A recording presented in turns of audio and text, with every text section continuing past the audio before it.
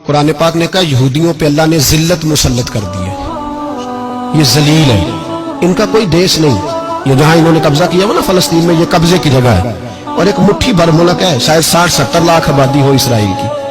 اگر امریکہ اس کی مدد نہ کرے تو اسرائیل قائم نہیں رہ سکتا، اور اس کے گرد 12-14 اسلامی ملک ہیں۔ بیت المقدس مسجد اقصیٰ معمولی جگہ نہیں، حضور نے فرمایا 3 سفر کرو تو سمجھنا ہم عبادت کر رہے ہیں۔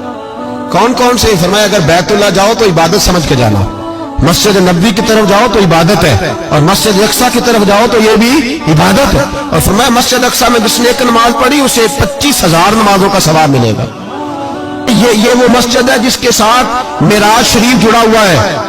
قرآن پاک نے کہا کہ اس مسجد میں سبحان اللہ اسریٰ بعبدہ لیلا من المسجد الحرام الی المسجد الاقصیٰ۔ مسلمانوں، قرآن کہتا ہے کہ تمہارے معراج کی شان رسول پاک کی مسجد اقصیٰ سے جڑی ہے۔ جس محبوب کو رب معراج کرائے تو مسجد اقصیٰ میں لا کے کرائے۔ وہ جگہ معمولی جگہ ہے، وہ معمولی جگہ ہے مسجد اقصیٰ۔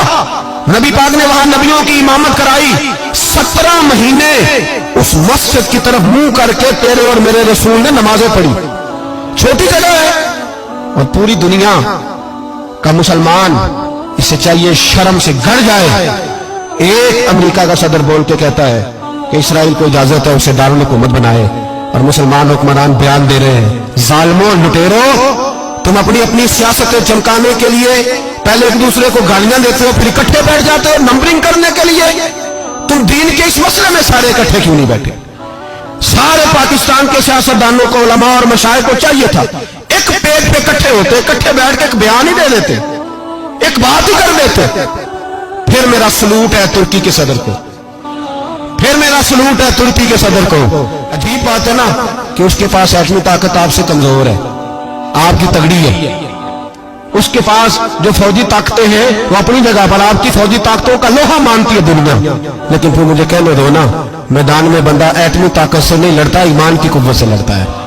وہ بول اٹھا ہے نا، کیا کر لیا اس نے اپنی پارلیمنٹ سے خطاب کیا۔ اس نے بہت عرصہ پہلے کہا تھا مسجد اقصیٰ میری خواب میں آئی تھی، اور رو کے کہتی تھی آئے مجھے کوئی صلاح الدین ایوبی کا ماننے والا، کوئی آئے مجھے بچائے۔ کہتے میری خواب میں آئی تھی اور روتی تھی، کہتی تھی کوئی آئے۔ اور ایک شاعر نے کہا مسجد اقصیٰ نبی پاک کو بھی بلاتی ہے، کہتی ہے ایک بار پھر طیبہ فلسطین میں آ، راستہ دیکھتی ہے پھر مسجد اقصیٰ تیرا، ایک بار پھر سے طیبہ سے فلسطین میں آ، راستہ دیکھتی ہے پھر مسجد اقصیٰ تیرا۔ کوئی بول رہا ہے نہیں اتنا مقدس مقام، چھوٹے چھوٹے بیان، اور کہیں اکٹھے ہو جاؤ، پیش کوئی کر رہا ہوں بڑی جلدی اس امریکہ کو لوگ ٹوٹتا ہوا دیکھیں گے، اس سے بکھرتا ہوا دیکھیں گے، اس سے لرزتا ہوا دیکھیں گے، اس لیے کہ مقابلے رب رسول سے اتنے آسان نہیں۔